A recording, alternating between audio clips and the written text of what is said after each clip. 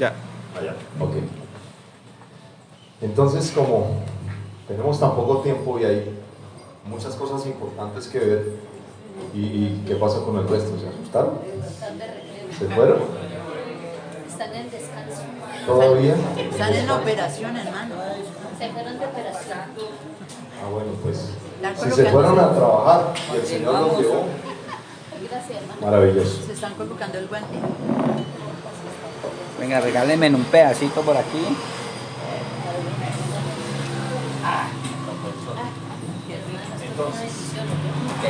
Entonces, retomamos, solo el Espíritu Santo hace realidad la unidad del cuerpo.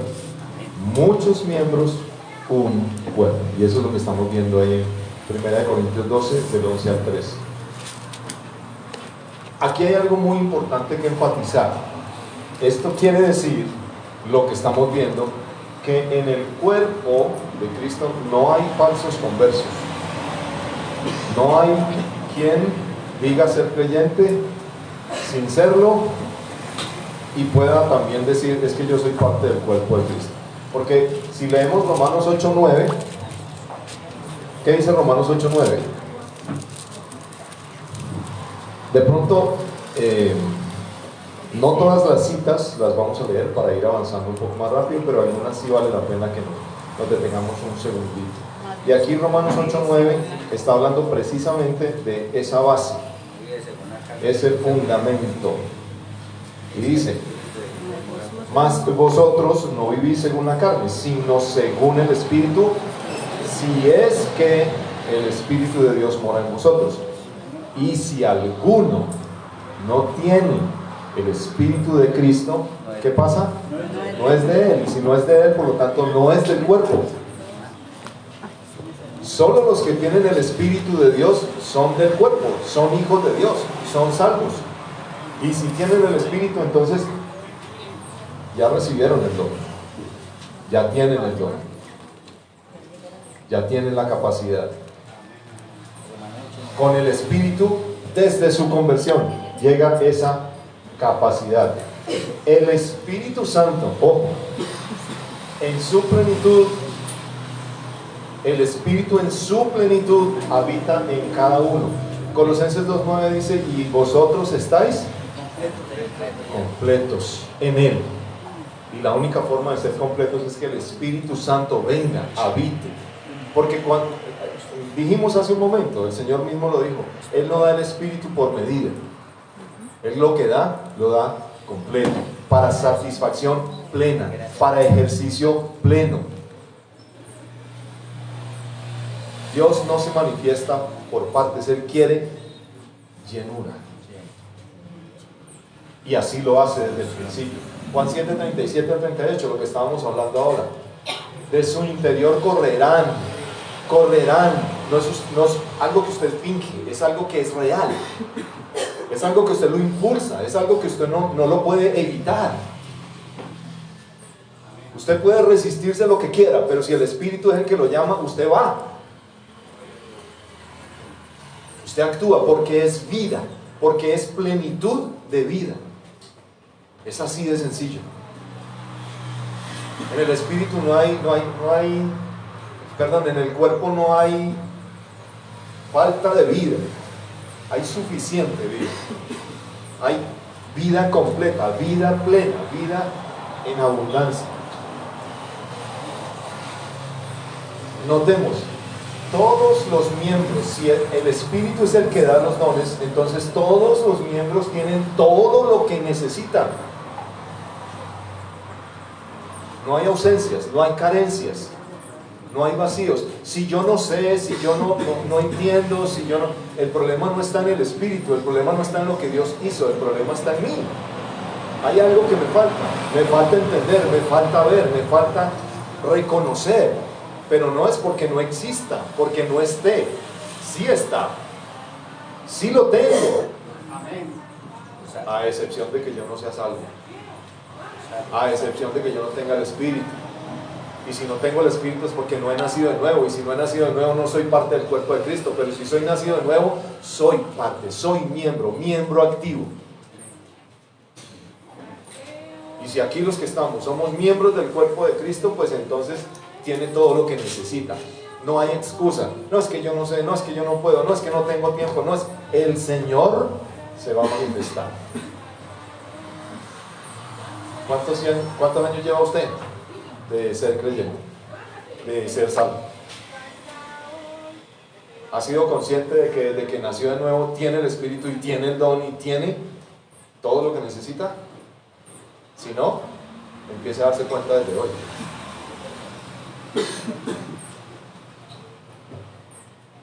Segunda de Pedro 1, 3 al 4. Solamente una expresión del versículo 3, pero la idea completa está en esos versículos más otros que van adelante. Sin embargo, escuche esto. Como todas las cosas que pertenecen a la vida y a la piedad, ¿qué pasa? Nos han sido dadas. ¿Cuántas cosas nos han sido dadas? Todas. Todas las cosas nos han sido dadas. Todas las cosas que pertenecen a la vida y a la piedad, por su divino poder, mediante el conocimiento de aquel que nos llamó por su gloria y excelencia. Todas las cosas. ¿A usted le falta algo? ¿Usted es creyente? ¿Usted es salvo? ¿Usted es hijo de Dios? ¿Usted es nacido de nuevo? ¿Le falta algo? Si a usted le ha parecido que le ha faltado algo, el problema no está en la palabra, no está en Dios. No es porque Dios no le haya dado, ya se lo dio, ya lo tiene. Todas las cosas que pertenecen a la vida y a la piedad. Por eso es interesante cómo en el Antiguo Testamento, en Isaías 11, cuando habla del Señor como el Mesías que va a reinar, dice: reposará sobre él el espíritu de Jehová, espíritu de conocimiento, de sabiduría. Habla de una serie de cosas que son las que Dios suministra a todos los creyentes. Miremos ahí, Isaías 11, rápidamente. Todas estas citas son importantes para entender lo que significa que el Espíritu es el que da los dones.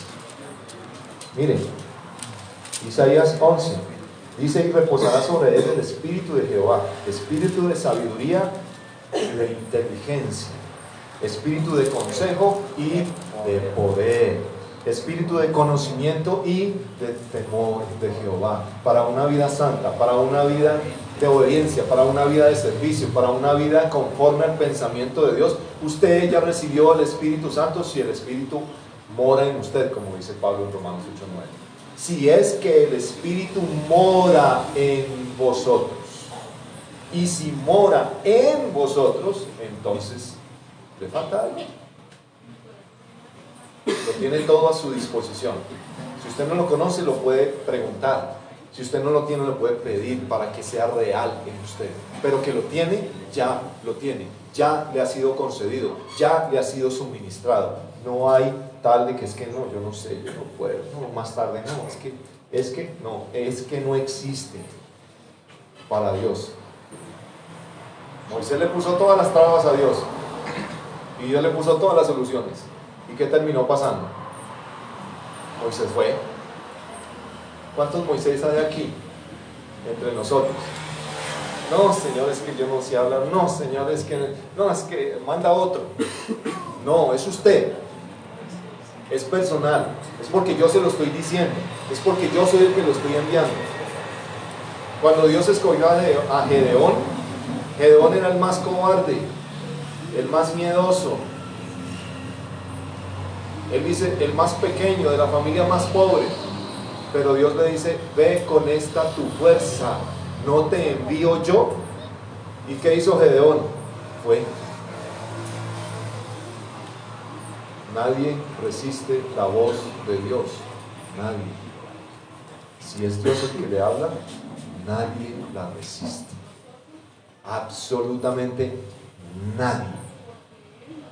Ahora, solo el Espíritu conoce lo profundo de Dios. Solo Él conoce el plan para su iglesia. Solo Él conoce las cosas de Dios. Solo Él sabe lo que Dios piensa. Solo Él sabe lo que Dios quiere. Por lo tanto, solo Él puede mostrarle a cada uno en dónde encajo yo dentro de ese propósito de Él, de ese plan supremo, de lo único que Dios ha querido y quiere seguir haciendo en medio de su iglesia con relación a la iglesia y con relación al mundo. Hermanos, con el Espíritu Santo tenemos todo. En el Espíritu Santo está todo. Él provee todo. Él suministra todo. Solo Él, una última cosa, y eso tiene relación con lo que vamos a ver en la tarde, solo Él establece o pone ancianos en la iglesia. De Hechos 20:28, donde el apóstol le dice: mirad también por vosotros mismos y por todo el rebaño, donde el Espíritu Santo os ha puesto soberanía, autoridad. El Espíritu Santo es Dios. Él puede poner al que quiere, y cuando lo pone, nadie lo va a quitar, porque es Él el que lo pone, Él el que tiene la autoridad y Él es Dios. Él reparte a cada uno en particular como Él quiere, porque es la voluntad de Dios, porque es Dios. El pensamiento de Dios se revela por medio del Espíritu. Esto es lo que tenemos con el Espíritu Santo. Esto es lo que es una realidad en todos los miembros. Si usted es miembro, esto es para usted una realidad. Ahora, en cuanto al Señor, el Señor como tal, la iglesia le pertenece al Señor, y esto es algo que debe estar muy presente en cada uno de nosotros. Él la separó para sí mismo. La iglesia es de Él y es para Él, y Él la quiere de una manera específica. Por eso, en Hechos 20:28, en esa misma conversación que tiene el apóstol Pablo con los ancianos en Éfeso antes de despedirse, les dice, les habla de ese rebaño donde el Espíritu Santo se ha puesto, esa iglesia que Él ganó por su propia sangre. Cuando Dios nos pone a servir en medio de la iglesia, esa iglesia no nos pertenece. Estamos respondiéndole al dueño de la iglesia, la que Él ganó. Él pagó un precio por ella y Él es soberano. Y por eso todo lo que alguno hace en medio de la iglesia debe tener mucho cuidado de cómo lo hace, porque si le hace daño a la iglesia, está enfrentándose directamente al Señor. Todos los que en algún momento se han interpuesto entre el Señor y las ovejas, le responden seriamente al Señor. Por eso es que no hay tarea, no hay responsabilidad, no hay absolutamente nada que aquel que ha sido llamado está autorizado para hacerla como a él quiere y a Él le parece. Es conforme al pensamiento de Dios, porque la iglesia es del Señor, no es de aquel que sirve. Y el que se enseñoree de su iglesia le responde al que es dueño de la iglesia, porque el Señor es la cabeza, Él es la autoridad máxima en la iglesia, y todos los que le sirven le responden a Él. Por eso Él es el único que tiene la autoridad de decir: usted me hace esto, usted me hace esto otro, usted se dedica a esto. Es Él. Y todo el que le sirve debe tenerlo muy presente. Por eso la pregunta constante debe ser: Señor, ¿qué quieres que yo haga? Un hermano hace poco hablaba con él y decía: hermano, es que cuando el Señor lo llama a usted a servir, Él le organiza la agenda a usted. Y es cierto, cuando Él llama, Él lo pone a hacer a usted exactamente lo que Él quiere, aunque usted ni siquiera se imagine que lo iba a hacer, porque no es su plan, no es su idea, es Él.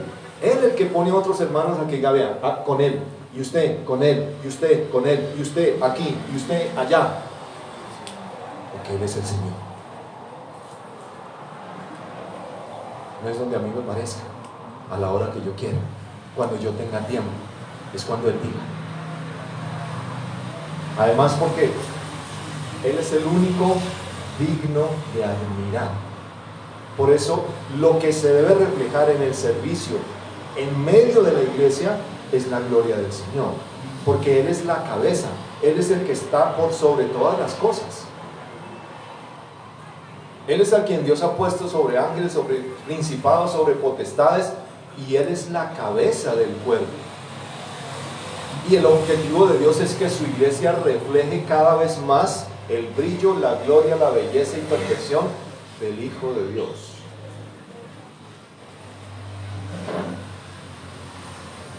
Y por eso el propósito del corazón del que hace parte de la iglesia debe ser la gloria del Señor, porque eso es lo que se alinea con el pensamiento de Dios, en el servicio y en cualquier cosa, en medio de la iglesia. Usted es nacido de nuevo, usted está aquí en esa colada. Es decir, ni usted ni yo nos mandamos solitos.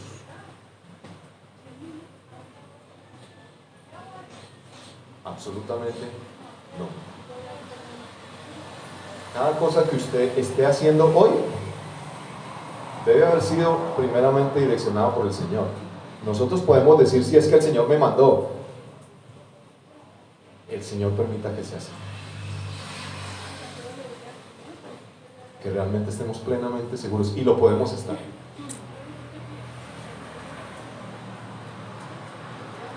Y lo debemos estar. Y lo debemos anhelar.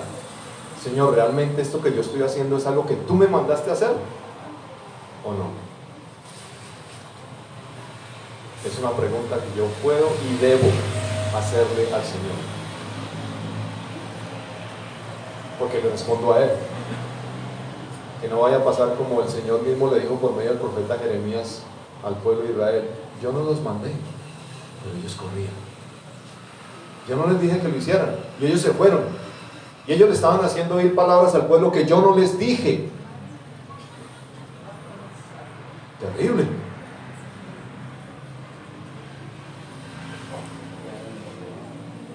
Por eso es que es tan serio, y por eso es tan importante esto. Con relación a Dios, ya leímos en 1 Corintios 12:6, pero Dios, que hace todas las cosas en todos, es el mismo. El mismo. El Espíritu es el mismo, el Señor es el mismo, Dios es el mismo. La fuente es la misma. Solo hay un propósito. Solo hay una línea de pensamiento, solo hay un objetivo. Todo lo que se hace en medio de la congregación, a nivel local, a nivel nacional y a nivel mundial, debe corresponder al pensamiento y diseño original de Dios para su iglesia. Y es nuestra responsabilidad conocer ese pensamiento de Dios. Y lo podemos conocer porque tenemos el Espíritu Santo de Dios, que es el que conoce aún lo profundo de Dios. Las profundidades de Dios pueden ser reveladas a nosotros por el Espíritu Santo que nos fue dado. Y por eso podemos conocer su voluntad para cada uno. Y por eso podemos y debemos rendirnos a Él y decir: Señor, aquí estoy. ¿Qué quieres tú que yo haga? Ese es el modelo del Señor. Yo no vine a hacer mi voluntad, sino la voluntad del que me envió. ¿Quién lo envió a usted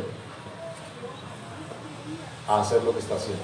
¿El Señor o usted?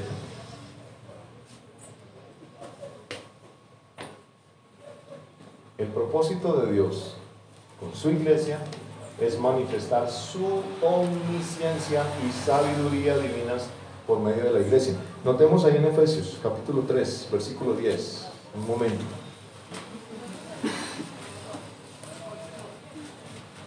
Efesios 3:10. Pablo está hablando de ese misterio escondido desde los siglos en Dios. El versículo 9 dice eso, que Él fue escogido para aclarar a todos cuál sea la dispensación del misterio escondido desde los siglos en Dios, que creó, miren, otra vez la expresión, todas las cosas. Él es el dueño de todo, Él es el creador de todo, Él es el que hace todo, en todos.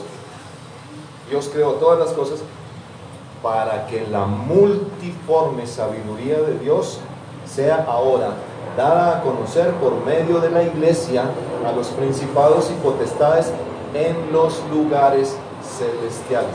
Por medio de la iglesia Dios quiere dar a conocer su multiforme sabiduría, su omnisciencia. Hermanos, la obra del Señor no se hace con pensamientos y estrategias humanas, se hace con base en el propósito y la sabiduría y la omnisciencia de Dios. Debemos anhelar eso. Debemos anhelar eso. Ahora, en ese mismo Efesios 3, versículo 16, Pablo está orando, y está orando con un propósito. Dice, para que os dé conforme a las riquezas de su gloria. La gloria de Dios tiene riquezas para dar. Y eso tiene que ver con el ser fortalecidos, con poder. ¿Se acuerdan que anoche hablábamos del poder? De la dinamita. Esta palabra poder es la misma que utiliza Pablo hablando de no me avergüenzo del Evangelio, porque el Evangelio es poder de Dios. Y ese mismo poder es el que está hablando aquí. Que le ruego para que ustedes sean fortalecidos con dinamita, con fuerza, con autoridad, con ese poder que solo viene del Espíritu Santo en el hombre interior. Mire, por su Espíritu. Ese poder lo comunica el Espíritu, y solo es posible cuando el Espíritu está. Y cuando Él está, hay poder. Cuando Pedro y Juan hablaban delante de los gobernantes y las autoridades, le reconocían, veían el denuedo. El denuedo es valor, es firmeza, es autoridad, y decían, estos estuvieron con Jesús, son igualitos. Es innegable que estuvieron ahí con Él. Estaban haciendo exactamente lo mismo que el Señor. No les daba miedo hablar delante de ellos, con autoridad, con mansedumbre. Era el Señor manifestándose ahí. Eso es lo que Dios quiere. Y ese es el poder que Él quiere manifestar en cada uno. En usted, en mí, en todos. Porque cuando soy débil, entonces soy fuerte. ¿Por qué? ¿De dónde viene mi verdadera fortaleza? De reconocer que yo no soy capaz, de que yo no puedo.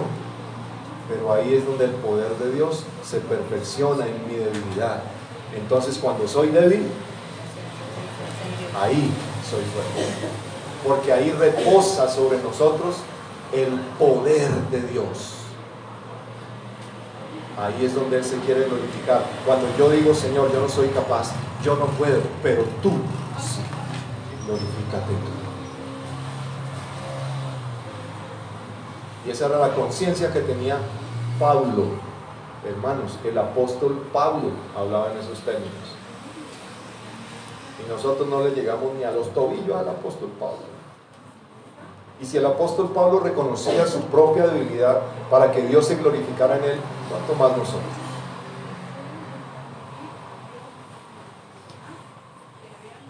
Por eso es que Pablo le habla a los hermanos en Corinto diciéndoles, ustedes no son los muchos nobles, ni los muchos poderosos, ni los muchos sabios.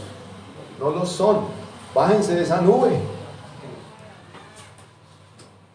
Pero aún así Dios los escogió, los llamó, los tiene ahí y se quiere glorificar en ustedes, tan llenos de debilidades, tan llenos de torpezas, tan llenos de todas esas cosas.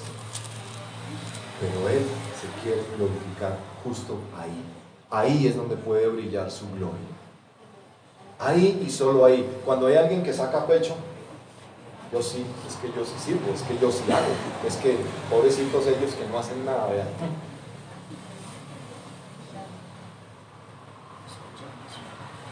¿Qué hace Dios con el altivo? ¿Cómo lo mira? Dice que lo mira de lejos. De lejos, no se le acerca. El altivo, Él no tiene relación con los altivos. Él da gracia a los humildes. Punto. Entonces, entendiendo esto, ¿cómo va el tiempo? Va bien, hermano, sobre Avanzando. ruedas. Va avanzando. Bueno, Hasta la hora de la vamos a entrar. ¿Qué, hermano? Que no importa que no almorcemos, ¿no querido? No solo es pan de vida del hombre. Bien, hermano. Está apareciendo el Señor ahí. Entonces, hermanos, el aspecto práctico. El aspecto práctico de los dones.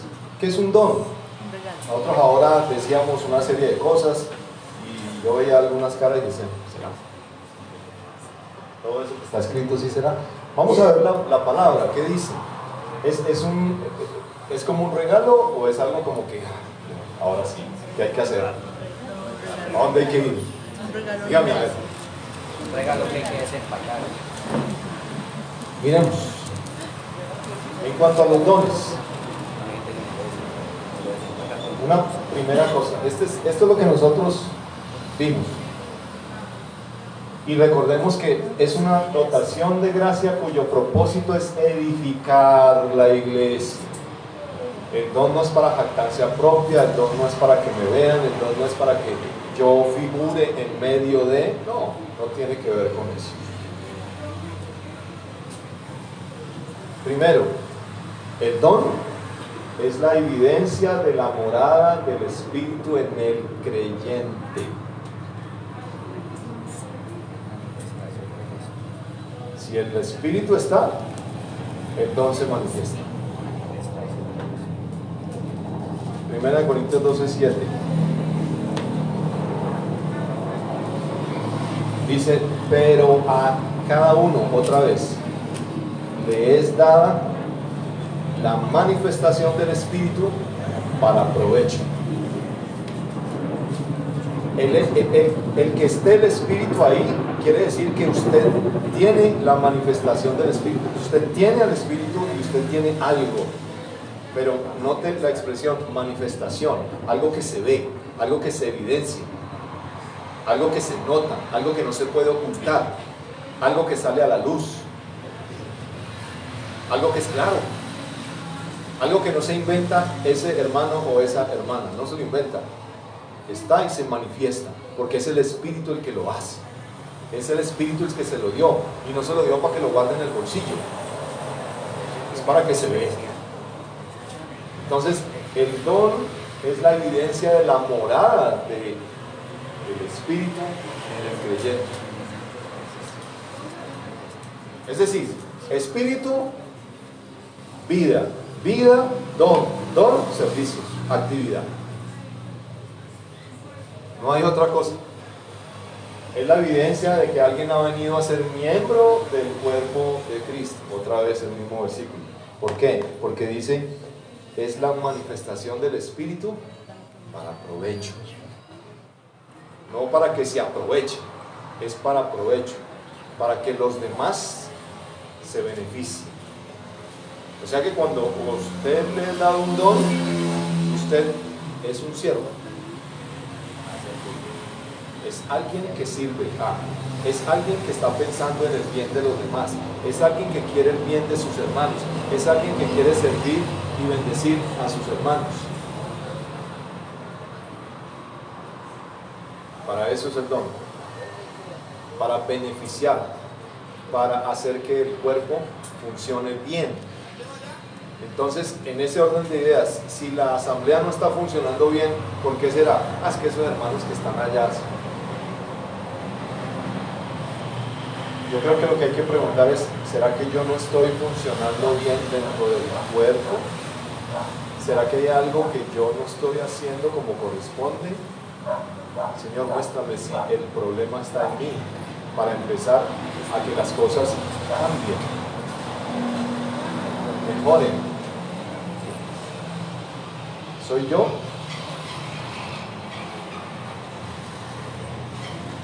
Debería ser la primera inquietud. Si algo no está funcionando aquí, ¿seré yo? Como le preguntaron los discípulos al Señor. ¿seré yo? No es, hermano, será ese hermanito que está allá que casi, allá como que medio se agacha y se esconde y dicen amén y ya está por ahí en la casa durmiendo. ¿Será él o seré yo? Si es él, él le responde al Señor en términos de cada uno le responde al Señor. Pero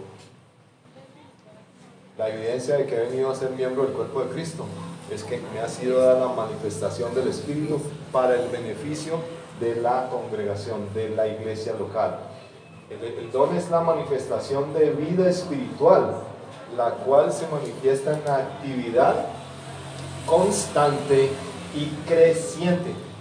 Miremos ahí un momento en Romanos 12, 4 al 6. Ahí hay un detalle que es bien importante. Versículo 4, Romanos 12, 4. Mire lo que dice. Porque de la manera que en un cuerpo tenemos muchos miembros, pero no todos los miembros tienen ¿qué? La misma función. Los miembros tienen función, no la misma, pero tienen función. Se mueven, mantienen activos, tienen la vida de Dios. No tienen la misma función, pero es una función. Esa palabra función es actividad constante, porque así funciona el cuerpo, y ese es el ejemplo que está poniendo Pablo acá. Dice, así nosotros, siendo muchos, somos un cuerpo en Cristo, y todos miembros los unos de los otros. Y en el versículo 6 dice, de manera que teniendo diferentes dones, según la gracia que nos es dada, y empieza a hacer la lista. Tenemos diferentes dones.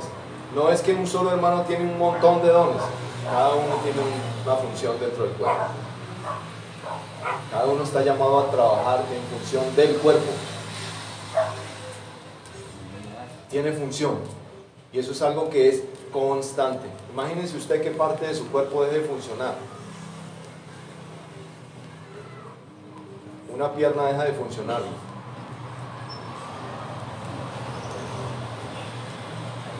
Todos los miembros de esa pierna están inactivos y la pierna dejó funcionar porque de pronto hay una partecita que está fallando.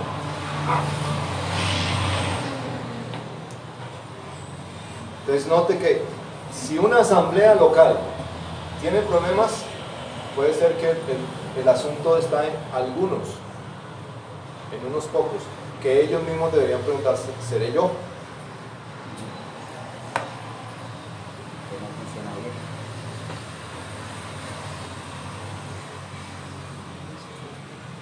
La manifestación de la vida espiritual se manifiesta en la actividad. El don es para que haya actividad en el cuerpo. El don es el medio que Dios estableció para que el cuerpo crezca, madure y se afirme en Cristo. Es un versículo que hemos estado estudiando mucho en Cali en los últimos semanas. Pero ese versículo es la final, el fin de una sección que dice, de quien todo el cuerpo, hablando de Cristo, bien concertado y unido entre sí, por todas las coyunturas que se ayudan mutuamente, según ¿qué? La actividad propia de cada miembro. Y de esta manera, cuando cada miembro está activo, ¿qué pasa con el cuerpo? Recibe su crecimiento para ir edificándose en amor. La actividad propia de cada miembro.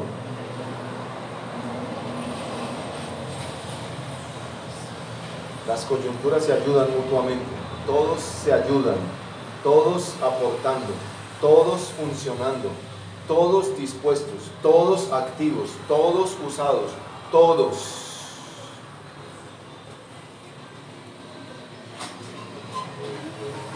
Yo no sé si estamos entendiendo la responsabilidad, la posición y el privilegio que tenemos todos El don es una porción de la gracia de Dios dada a cada miembro para beneficio de todo el cuerpo. Ya hablamos en 1 Pedro 4:10. Según el don que haya recibido, ministrelo. Úselo para el beneficio de los demás. Dispóngase para ayudar a los demás en lo que el Señor le ponga a hacer, en función de los demás. No es para su propio beneficio, es para los demás, para el beneficio del cuerpo. Y por último, el don es un medio por el cual Dios se propone ser glorificado. Vamos a ir un momentico a 1 de Pedro 4. Después de que Pedro habla en esos términos, que dice: cada uno según el don que haya recibido, ministro a nosotros como buenos administradores de la multiforme gracia de Dios. Dice: si alguno habla, hable conforme a las palabras de Dios. Si alguno ministra, ministre conforme al poder que Dios da. ¿Para qué? Para que en todo sea Dios glorificado. Ese es el propósito de Dios con el don que le ha dado a usted. Que Él sea glorificado. Y que Él sea glorificado por Jesucristo, a quien pertenecen, solo a Él le pertenece la gloria y el imperio. Solo Él tiene autoridad, solo Él tiene que recibir el honor, la alabanza, los aplausos, el reconocimiento. Solo Él. El don no es para que nos admiren a nosotros, es para que Él sea glorificado. Ahí no cabemos nosotros. Y si nosotros pretendemos echarnos aire por lo que estamos haciendo, estamos intentando consciente o inconscientemente robarle la gloria en que se la debe llevar, al único que le pertenece, a nadie más. Ahora, los ministerios son ¿qué? ¿Tipo corbata o tipo corbatín? Corbatín, hermano, fuerte. Porque a veces le damos un toque al tema del ministerio como si fuera algo de realce. ¿Y el pensamiento de Dios cuál es? Vamos a mirar rápidamente. Nos vemos aquí, esto no lo hemos dicho al principio. Es un servicio activo realizado de manera voluntaria por amor a Él. No es imposición. La motivación es el amor a Él. Son instrucciones dadas por el Señor, no estrategias inventadas por el hombre. Él es el que quiere decir exactamente qué hacer, dónde hacer y cómo hacer. Él. Y es Hechos 20:24. Un momento. Dice: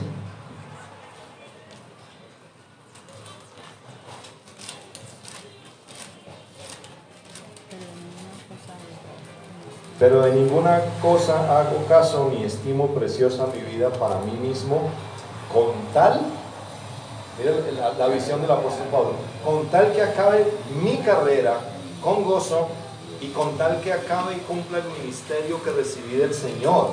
No importa si mi vida es sacrificada, no importa si me desgasto, no importa si me sacrifico, no importa si me canso, no importa, yo no importo. No importa si duermo en tablas, no importa si aguanto hambre, no importa si trasnocho, no importa si es festivo, no importa si es vacaciones, no importa. De ninguna cosa hago caso ni estimo preciosa mi vida para mí mismo, con tal que acabe mi carrera con gozo y el ministerio que recibí del Señor Jesús.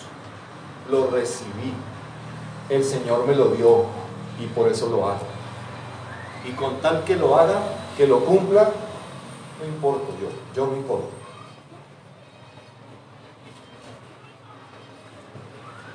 Porque Él fue el que me lo ordenó. Y por amor a Él vale la pena. Que alguien necesita una visita a las 10, 11 de la noche, a las 12 de la noche porque está en un problema, porque está en una angustia, porque no importa. Que tengo que ir a pie, no importa. Que se me interrumpió el sueño, y si el Señor lo puso a usted a hacer eso, ¿por qué le va a poner excusas al Señor. No se trata de su comodidad, se trata de la gloria del Señor. Y si un hermano necesita la ayuda del Señor y es usted el que el Señor le dice vaya, ¿por qué le pone horario de oficina al servicio al Señor? A la hora que sea, donde sea, así sea por uno. Pero si es para la gloria del Señor, vale la pena que sacrifique mi sueño, que sacrifique mi comida, que sacrifique. Cuando toca, toca.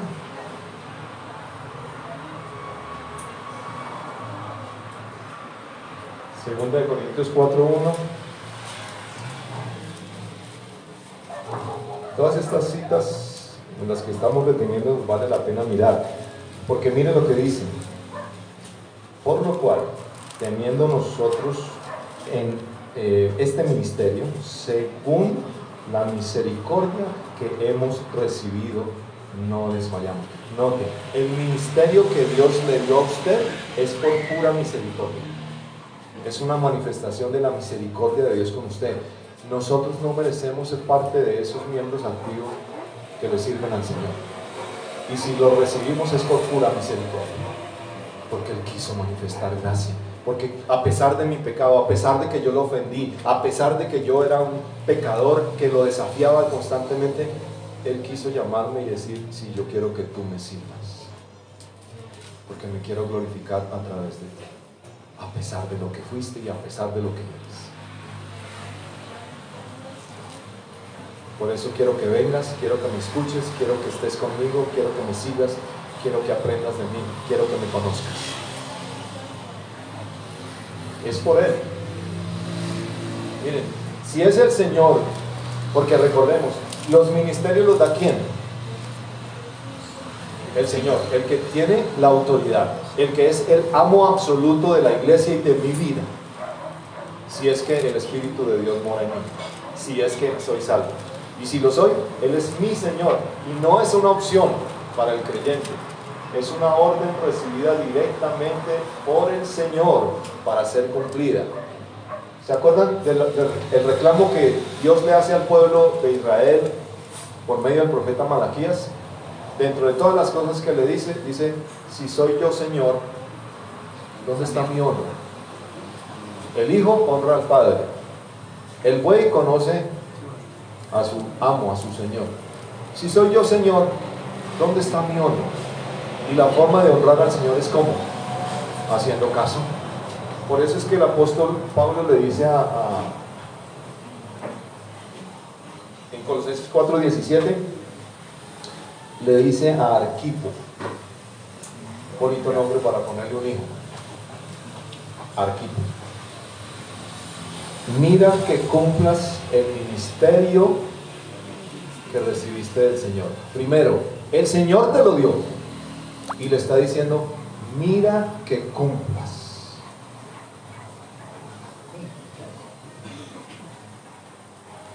Porque fue el Señor el que te lo dio. Si tú dices que el Señor te mandó a hacer algo, porque el Señor te asignó una tarea, mira que cumplas. No es opcional. Es o lo haces, o la segunda opción es lo haces. Pero si es por amor al Señor, el que en su misericordia me dio algo para hacer, yo digo: Señor, aquí estoy. Yo quiero hacer. No sé cómo. Sé que no tengo las fuerzas, pero aquí estoy. Es así, porque es Él, se trata del Señor. El ministerio es el resultado natural del trabajo eficaz de los evangelistas, los pastores y los maestros. Vamos a Efesios 4. Note cómo en Efesios 4, el versículo 12, después de que dice que Él mismo, el Señor que resucitó, constituyó a unos apóstoles, a otros profetas, a otros evangelistas, a otros pastores y maestros, eso lo estableció y lo constituyó con el propósito de perfeccionar a los santos para que los santos se levanten y trabajen en el ministerio, para la obra del ministerio, y la obra del ministerio para la edificación del cuerpo de Cristo. Es decir, que los ministerios son el resultado natural del trabajo que hacen los evangelistas, pastores y maestros. Los evangelistas traen almas, los pastores y maestros pastorean y enseñan las ovejas. Y cuando enseñan, entonces el resultado es que hay motivación, hay ardor en el corazón, hay deseo de servir, de levantarse de la silla y de salir a decir: Señor, muéstrame lo que quieres. Y como ya lo sé, entonces, ¿en qué dirección quieres que vaya? Pero aquí estoy. Entonces hay una responsabilidad de los evangelistas, pastores y maestros, porque están hechos o puestos o constituidos para perfeccionar a los santos, para que los santos se muevan, para que el cuerpo de Cristo sea edificado, crezca. Es el Señor, el que resucitó. Él. No es la idea mía, no es porque me gusta, no es porque yo sé hablar. No. Es la tarea asignada a cada miembro para impulsar el crecimiento del cuerpo. Es decir, hay una responsabilidad de los pastores, de los evangelistas, de los maestros, pero hay una responsabilidad individual. Mis hermanos, vamos un momento a Lucas 12. Lucas 12. Evangelio de Lucas, capítulo 12.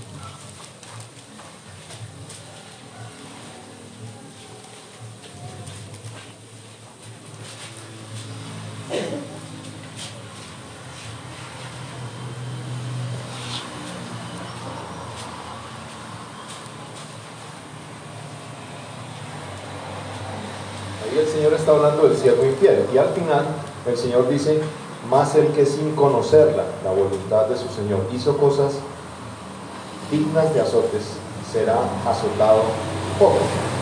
Y da la razón, porque a todo aquel a quien se le haya dado mucho, ¿qué? Mucho se le demandará. Y al que mucho se le haya confiado, más se le pedirá. Hoy el Señor nos tiene aquí, y hoy el Señor nos está dando mucho. Es decir, esto no es para que usted se vaya corriendo ahorita apenas terminemos esta sesión, no. Es para que usted piense que lo que usted está aquí sentado escuchando y recibiendo, ¿qué va a pasar con lo que usted recibió? El Señor le va a demandar con base en lo que usted está recibiendo, con lo que usted está escuchando. Porque al que mucho al que se le haya dado mucho se le demandará, y al que mucho se le haya confiado, más se le pedirá. ¿Por qué? Porque es el Señor el que está hablando. El Señor el que le está diciendo a usted eso. Así que la responsabilidad también es suya, y bastante grande. Y por último, en este punto, los ministerios son una obra abnegada de amor a favor de los hermanos, no para vanagloria personal. Si recordamos en Hechos 6, los hermanos que fueron escogidos para servir a las mesas, para la distribución, para ser simplemente meseros, tenían que ser llenos del Espíritu Santo, y era para servir a las mesas. En 1 Corintios 16, Pablo habla de unos hermanos que habla del servicio a los santos. No dice específicamente qué es, pero no especifica que sea un ministerio de predicación o de ancianos, no, servicio a los santos. Y vamos un momento en Marcos 10.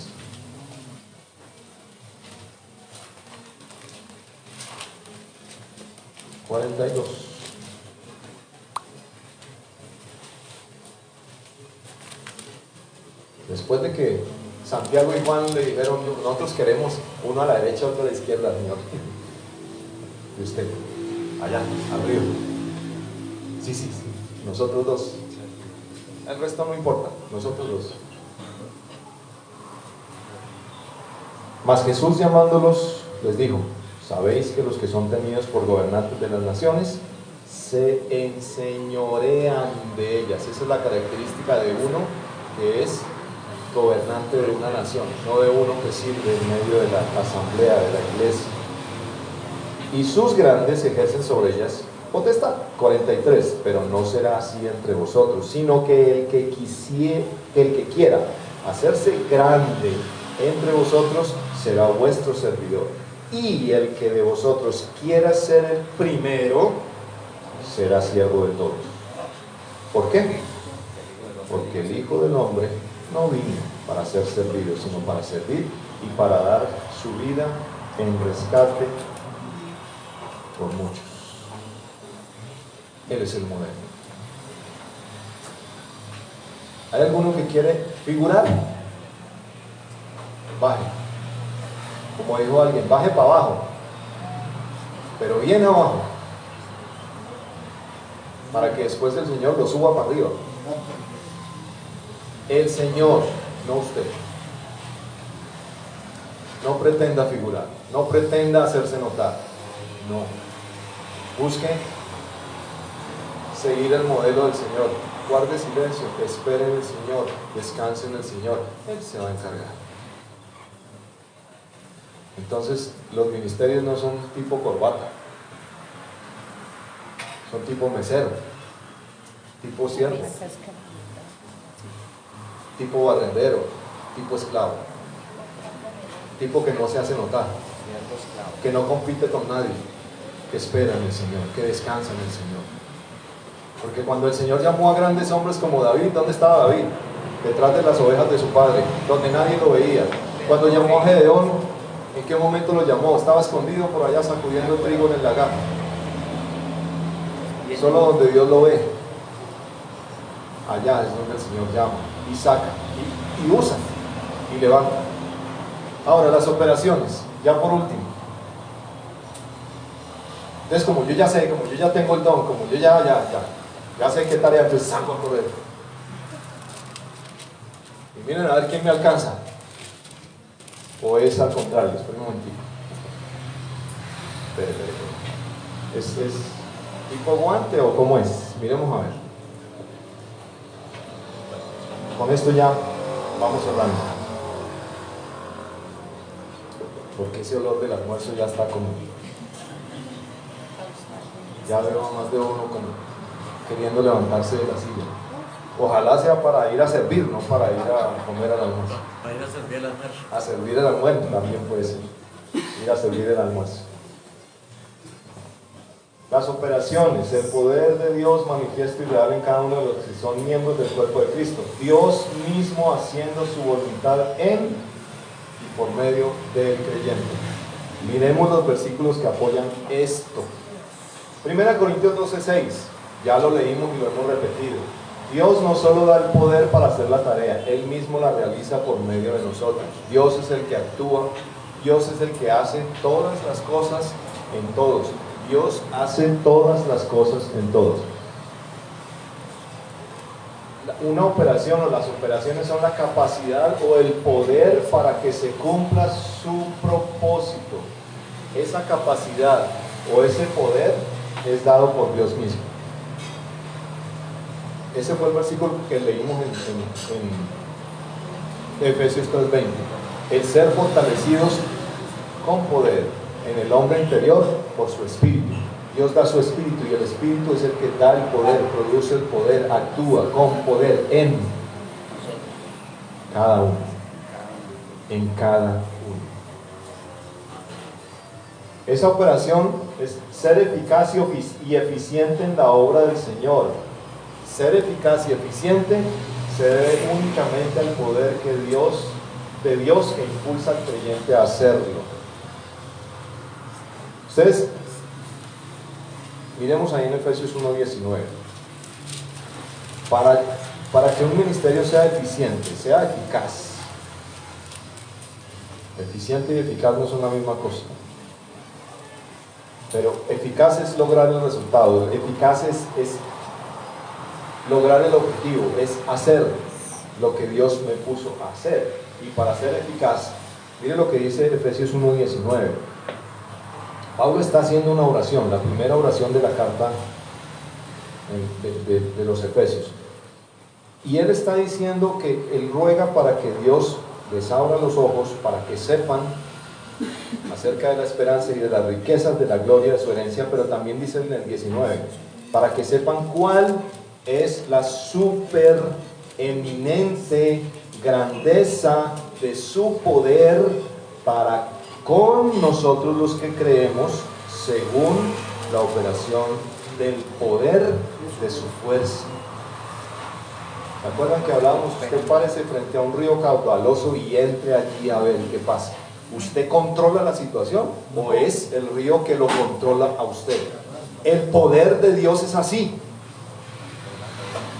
Si el poder de Dios resucitó de los muertos a Jesús, esa es la manifestación de la supereminente grandeza del poder de Dios, del poder que Él da, de la autoridad que Él da, de cómo es que Él actúa en el creyente. No es usted el que controla la situación, es Él el que lo controla a usted.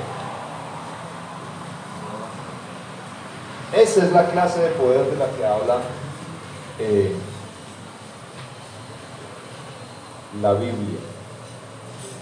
Miremos ahí atrásito en Gálatas 2, versículo 8, y cómo habla Pablo.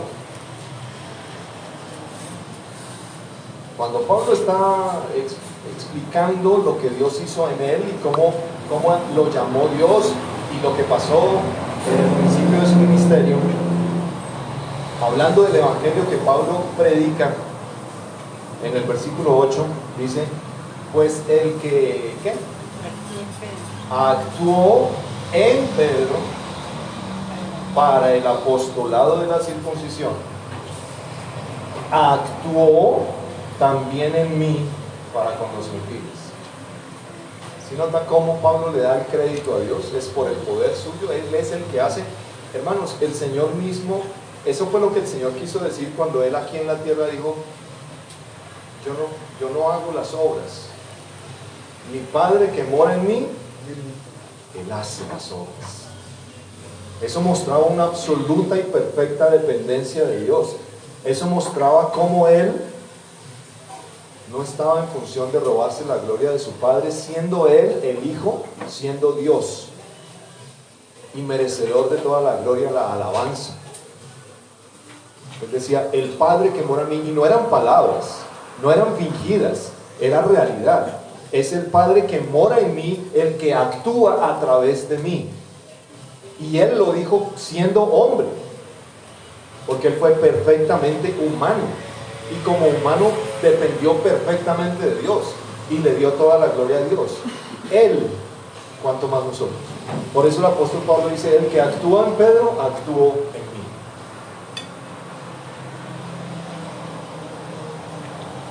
Operaciones. Llevar a cabo la obra del Señor es el resultado de concentrarse en conocer y entender el Evangelio. ¿Por qué digo esto? Vamos a Filipenses. Vamos ahí cerquita con todas estas citas. Miren, ¿recuerdan que dijimos que Dios es el que produce en vosotros el querer y el hacer? Pregunta, ¿cómo Dios produce el querer y el hacer? ¿Cómo se da ese querer? ¿Cómo se da ese hacer? ¿Es el resultado de qué? En el versículo 12, Pablo dice, por tanto, amados míos, y cuando dice por tanto está conectando lo que acaba de decir con lo que va a decir. Es decir que Pablo está diciendo, Él se humilló, haya en vosotros ese sentir, y por esa humillación y esa obediencia Él fue exaltado hasta lo sumo. Y en el versículo 12 dice, por tanto, por causa de esto, debido a esto, amados míos, como siempre habéis obedecido, no como en mi presencia solamente, sino mucho más ahora en mi ausencia, ¿qué cosa? Ocupaos en vuestra salvación con temor y temblor. Concéntrense en conocer, en entender qué significa salvación. ¿Se acuerdan que anoche hablábamos de eso? ¿Salvos de qué? ¿Salvos para qué? ¿Salvos por qué? Por gracia, una gracia inmerecida. Es un amor que sobrepasa mi propio entendimiento. Pero Pablo oraba para que los hermanos conocieran la altura, la profundidad, la anchura y la longitud del amor de Cristo. para que habite Cristo por la fe, para que en ustedes se manifieste Cristo, para que el resultado de esa sea que ustedes quieran servir y lo hagan. Entre más conozcamos qué implicaciones tiene la obra de Cristo, su salvación y su redención, más anhelo, más disposición, más poder, más libertad, más va a ser el mismo Dios el que impulse, como el agua torrentosa que cuando yo entro ahí, nada la detiene. Yo no puedo impedir que eso suceda. Y esa debe ser la experiencia de cada uno. Ya vamos a terminar. Cuando Dios actúa con su poder en el creyente, el trabajo realizado por Él es arduo y constante. Es incansable.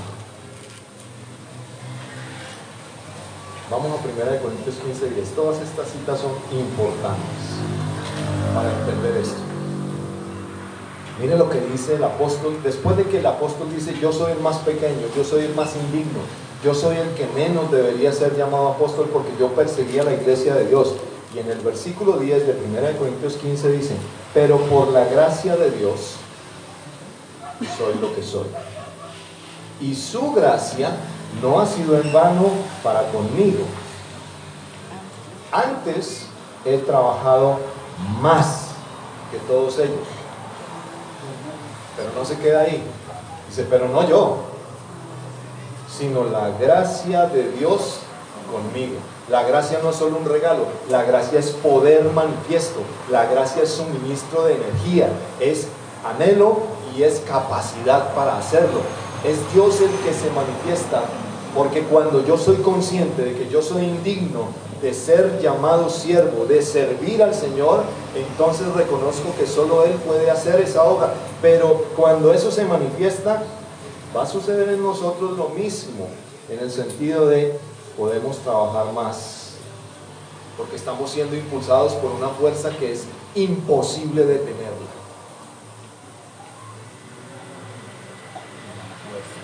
Y es un poder que tiene sentido, que tiene propósito, porque es el poder de Dios actuando en nosotros. No es algo loco, irregular, inestable, no, es algo que avanza y nada lo detiene. Y por último, hay algo importante en Colosenses 1:28, para después concluir con el último punto. Colosenses.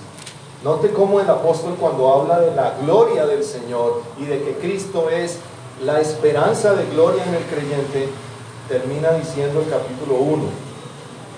Habla de Cristo, dice: a quien anunciamos, amonestando a todo hombre y enseñando a todo hombre en toda sabiduría, a fin de presentar perfecto en Cristo Jesús a todo hombre. Y eso es posible, como dice Pablo, para que esto sea posible, trabajo. Yo también trabajo. ¿Pero cómo? Dice: luchando según la potencia de Él, la cual actúa poderosamente en mí. El sello del apostolado del apóstol Pablo es el poder de Dios, es la gracia de Él, no soy yo. Si soy incansable a pesar de las dificultades, es Él el que está haciendo eso en mí y a través de mí. Cuando Dios manifiesta su poder, se hace real, evidente, creciente, y empieza, y como dice Filipenses 1:6, el que comenzó en vosotros la buena obra, la perfeccionará. No se detiene, no se detiene. Y por último, uno de los versículos que más me ha marcado a mí durante toda mi vida, en todo lo que tiene que ver con el servir al Señor. Hebreos 13:20 y 21. No hay obra que se haga según su voluntad que no haya hecho Él mismo por medio del creyente. Con esto concluimos.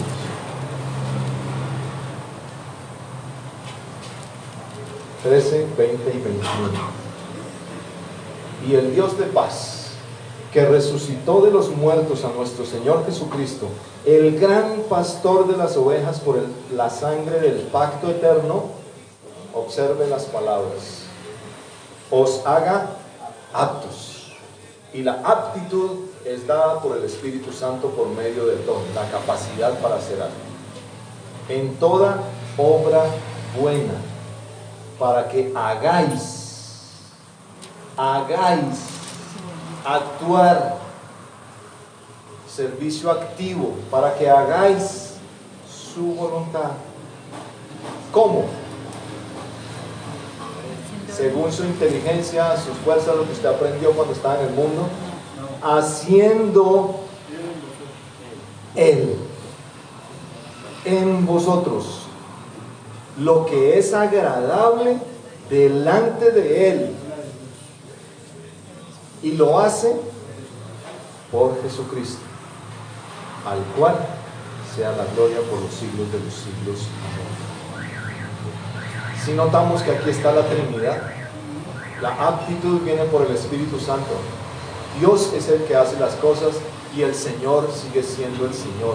A Él es la gloria, Él es el que ordena, Él es el que dice, Él es el que manda. En la iglesia, Él es el que dice cómo.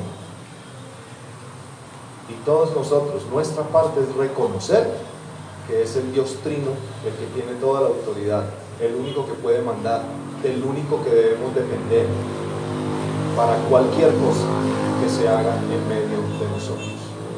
Hermanos, ojalá esto nos ayude a tener una visión bíblica de lo que es servir, de por qué, de para qué y de cómo, para quién, cuándo. Nuestra parte es buscar la presencia de Dios y decir: Señor, enséñame, muéstrame, aquí estoy, tú me has hecho miembro del cuerpo, úsame, para la gloria tuya y para la bendición de los hermanos, de tu iglesia, de aquellos por los cuales también moriste y te entregaste, así como por mí. Oremos. Padre, gracias te damos por tu palabra que nos habla de tantas maneras. Usa tu palabra para que nuestro entendimiento y nuestro corazón sean impactados de tal forma que el resultado de esto sea que vayamos a tu presencia, que busquemos tu voluntad, que conozcamos tu pensamiento, que sepamos de ti lo que quieres realmente para cada uno y tú seas glorificado y las asambleas, nuestra asamblea, nuestras vidas puedan ser usadas para la bendición, para el crecimiento, para el desarrollo del propósito tuyo en medio de tu iglesia. Te rogamos que tú seas actuando de esta manera en cada uno, por favor, en el nombre de tu Hijo, y te rogamos que en el resto del día tú seas manifestándote, hablando, confirmando a cada uno lo que tú quieres. Habla con tu palabra, habla con tu poder, por tu espíritu, a cada corazón. Te lo rogamos en el nombre de tu Hijo, nuestro Señor Jesús. Amén. Amén.